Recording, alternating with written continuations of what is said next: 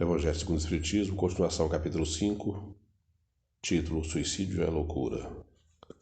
A calma e a resignação, auridas da maneira de considerar a vida terrestre e da confiança no futuro, dão ao espírito uma serenidade que é o melhor preservativo contra a loucura e o suicídio.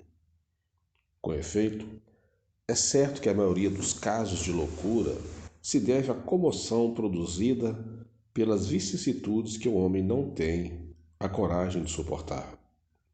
Ora, se encarando as coisas deste mundo da maneira porque o Espiritismo faz que ele as considere, o homem recebe com indiferença, mesmo com alegria, os reveses que as recepções que o houveram desesperado noutras circunstâncias. Evita-se torna que essa força que o coloca acima dos acontecimentos lhe preserva de abalos a razão, aos quais, se não fora isso, a conturbaria.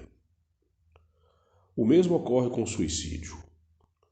Postos de lado os que se dão em estado de embriaguez e de loucura, aos quais se pode chamar de inconscientes, é incontestável que tem ele sempre por causa um descontentamento qualquer, que sejam os motivos particulares que se lhe apontem. Ora, aquele que está certo de que só é desventurado por um dia, e que melhores serão os dias que hão de vir, enche-se facilmente de paciência. Só se desespera quando nenhum termo divisa para os seus sofrimentos. E que é a vida humana com relação à eternidade, senão bem menos que um dia. Mas para o que não crê na eternidade e julga que com a vida tudo se acaba, se os infortúnios e as aflições o acabrunham, unicamente na morte vê uma solução para suas amarguras. Nada esperando, acha muito natural, muito lógico mesmo, abreviar pelo suicídio as suas misérias. A incredulidade, a simples dúvida sobre o futuro, as ideias materialistas, numa palavra, são os maiores incitantes ao suicídio. Ocasionam a covardia moral. Quando o homem de ciência, apoiados na autoridade do seu saber, se esforçam por provar aos que os ouvem ou leem que estes nada têm a esperar depois da morte, não estão de fato levando-os a deduzir que se são desgraçados, coisa melhor não lhes resta senão se matarem? Que lhe procederia dizer para desviá-los dessa consequência? Que compensação lhes podem oferecer? Que esperança lhes podem dar? Nenhuma, a não ser o nada. Daí se deve concluir que se o nada é o único remédio heróico, a única perspectiva, mais vale buscá-lo imediatamente e não mais tarde para sofrer por menos tempo. A propagação das doutrinas materialistas é, pois, o veneno que inocula a ideia do suicídio na maioria dos que se suicidaram, e os que se constituem apóstolos de semelhantes doutrinas assumem tremenda responsabilidade. Com o Espiritismo, tornada impossível a dúvida, muda o aspecto da vida. O crente sabe que a existência se prolonga indefinidamente, para lá do túmulo, mas em condições muito diversas, donde a paciência e a resignação que o afastam muito naturalmente de pensar no suicídio, donde, em suma, a coragem moral. O Espiritismo ainda produz, sob esse aspecto, outro resultado igualmente positivo e talvez mais decisivo. Apresenta-nos os próprios suicidas a informar-nos da situação desgraçada em que se encontram e a provar que ninguém viola a lei de Deus impunemente, que proíbe ao homem encurtar a sua vida. Dentre os suicidas, Há alguns cujos sofrimentos, nem por serem temporários e não eternos, não são menos terríveis e de natureza a fazerem refletir os que porventura pensam em daqui sair, antes que Deus o haja ordenado. O espírita tem assim vários motivos a contrapor a ideia do suicídio, a certeza de uma vida futura, em que sábio ele será tanto mais ditoso quanto mais inditoso e resignado haja sido na terra. A certeza de que, abreviando seus dias, chega precisamente a resultado oposto ao que esperava, que se liberta de um mal para incorrer num mal pior, mais longo e mais terrível, que se engana, imaginando que com matar-se vai mais depressa para o céu, que o suicídio é um obstáculo a que no outro mundo ele se reúna aos que foram objeto de suas afeições e aos quais espera encontrar. Donde a consequência de que o suicídio só lhes trazendo decepções é contrário aos seus próprios interesses. Por isso mesmo, considerável já é o número dos que têm sido pelo Espiritismo obstado de suicidar-se, podendo daí concluir-se que quando todos os homens forem espíritas, deixará de haver suicídios conscientes. Comparando-se então os resultados que as doutrinas materialistas produzem com os que decorrem da doutrina espírita, somente do ponto de vista do suicídio. Forçoso será reconhecer que, enquanto a lógica das primeiras a ele conduz, a da outra o evita, fato que a experiência confirma. Instruções dos Espíritos. Título: Bem e Mal Sofrer. Quando Cristo disse: Bem-aventurados os aflitos, o reino dos céus lhes pertence, não se referia de modo geral aos que sofrem, visto que sofrem todos os que se encontram na terra, quer ocupem tronos, quer jazam sobre a palha. Mas, como tão poucos sofrem bem. Poucos compreendem que somente as provas bem suportadas podem conduzi-los ao reino de Deus. O desânimo é uma falta. Deus vos recusa consolações desde que vos falte coragem. A prece é um apoio para a alma. Contudo, não basta. É preciso tenha por base uma fé viva na bondade de Deus. Ele já, muitas vezes, vos disse que não coloca fardos pesados em ombros fracos. O fardo é proporcionado às forças, como a recompensa ao será a resignação e a coragem. Mais opulenta será a recompensa do que penosa a aflição. Cumpre, porém, merecê-la, e é para isso que a vida se apresenta cheia de tribulações. O militar que não é mandado para as linhas de fogo fica descontente porque o repouso no campo nenhuma ascensão de posto lhe faculta. Sede, pois, como militar, e não desejeis um repouso em que o vosso corpo se enervaria e se entorpeceria a vossa alma. Alegrai-vos, quando Deus vos enviar para a luta. Não consiste esta no fogo da batalha, mas nos amargores da vida, onde às vezes de mais coragem se há mister do que no combate sangrento, porquanto não é raro que aquele que se mantém firme em presença do inimigo fraqueje nas tenazes de uma pena mortal. Nenhuma recompensa obtém o homem por essa espécie de coragem, mas Deus lhe reserva palmas de vitória e uma situação gloriosa. Quando vos advenha uma causa de sofrimento ou de contrariedade, sobreponde-vos a ela. E quando houverdes conseguido dominar os ímpetos da impaciência, da cólera ou do desespero, dizei de vós para convosco, cheios de justa satisfação: fui o mais forte. Bem-aventurados os aflitos, pode então traduzir-se assim: bem-aventurados os que têm ocasião de provar sua fé, sua firmeza, sua perseverança e sua submissão à vontade de Deus, porque terão centuplicada a alegria que lhes falta na terra, porque depois do labor virá o repouso. Lacordaire, Havre, 1863. Título: O mal e o remédio. Será a terra um lugar de gozo, um paraíso de delícias? Já não ressoa mais aos vossos ouvidos a voz do profeta? Não proclamou ele que haveria prantos e ranger de dentes para os que nascessem nesse vale de dores? Esperai, pois, todos vós que aí viveis.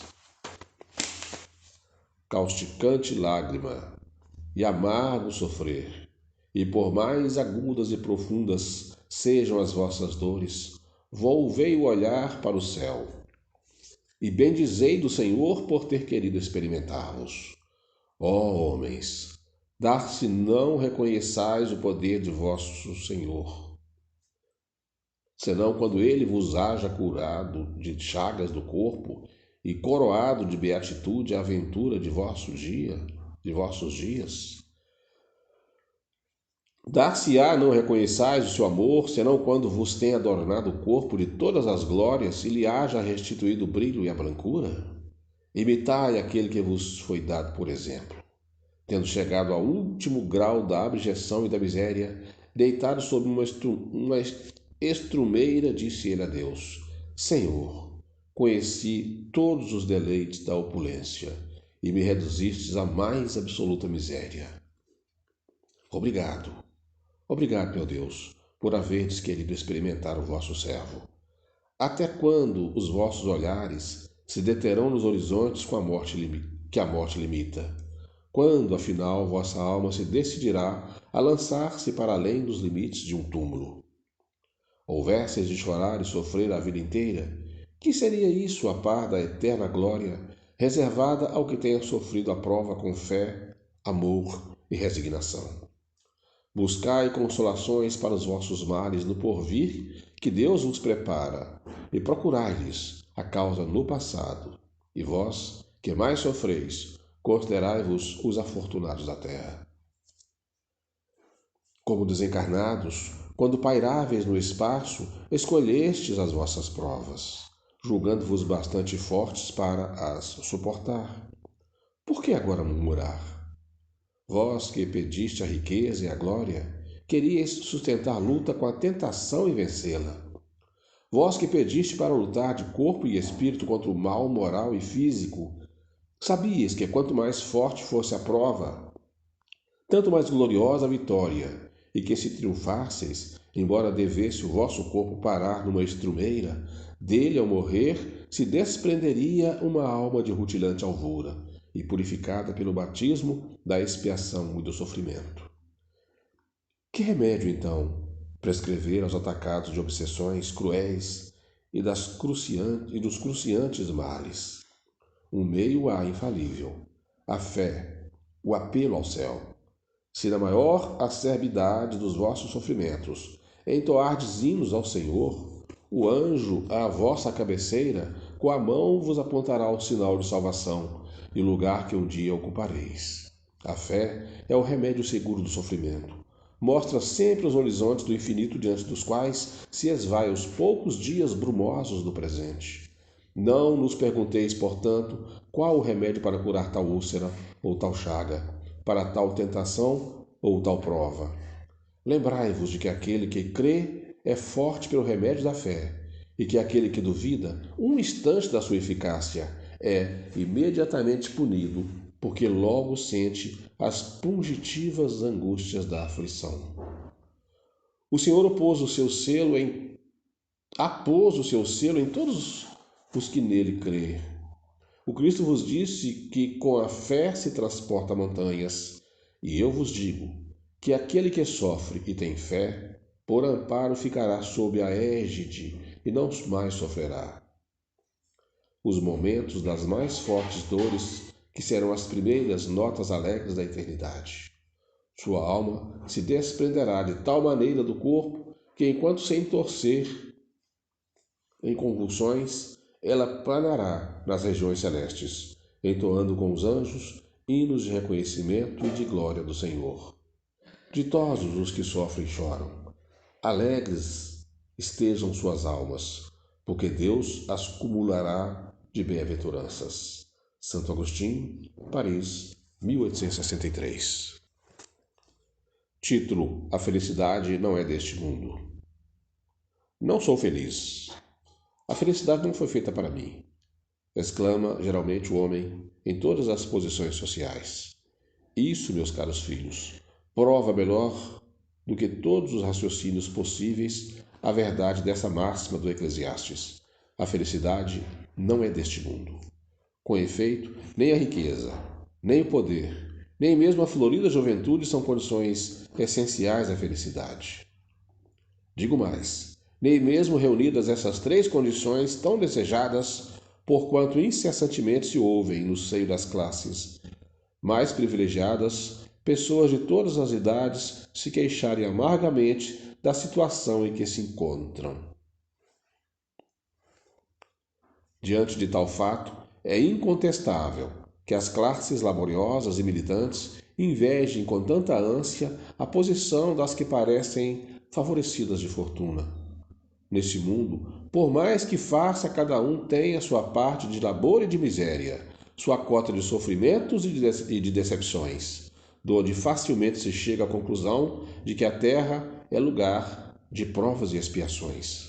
Assim, pois, os que pregam que ela é a única morada do homem e que somente nela e numa só existência é que ele cumpre alcançar o mais alto grau das felicidades que a sua natureza comporta, iludem e enganam os que os escutam, visto que demonstrado está por experiência arquissecular que só excepcionalmente este globo apresenta as condições necessárias à completa felicidade do indivíduo. Em tese geral, pode afirmar-se que a felicidade é uma utopia, cuja conquista as gerações se lançam sucessivamente sem jamais lograrem alcançá-la. Se o homem ajuizado é uma raridade nesse mundo, o homem absolutamente feliz jamais foi encontrado.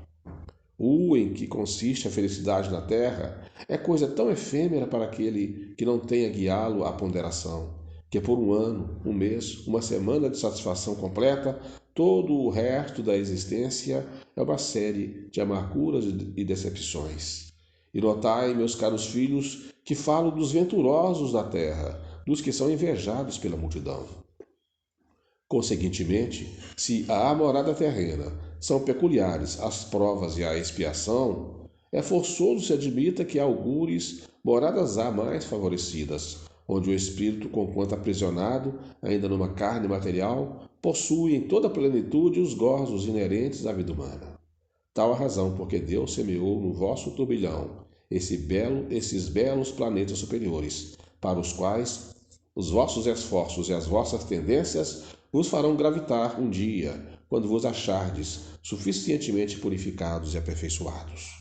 Todavia, não deduzais das minhas palavras que a terra esteja destinada para sempre a ser uma penitenciária. Não, certamente. Dos progressos já realizados, podeis facilmente deduzir os progressos futuros e dos melhoramentos sociais conseguidos, novos e mais fecundos melhoramentos. Essa a tarefa imensa, cuja execução cabe à nossa doutrina que os Espíritos vos revelaram. Assim, pois, meus queridos filhos, que uma santa emulação vos anime e que cada um de vós se despoje do homem velho. Deveis todos consagrar-vos à propagação desse Espiritismo, que já deu começo à vossa própria regeneração. Corre-vos o dever de fazer que os vossos irmãos participem dos raios da sagrada luz. Mãos, portanto, à obra, meus muito queridos filhos, que nesta reunião solene todos os vossos corações aspirem a esse grandioso objetivo de preparar para as gerações porfindouras um mundo onde já não seja vã a palavra felicidade. François Nicolas Madeleine, Cardeal Marlot, Paris, 1863.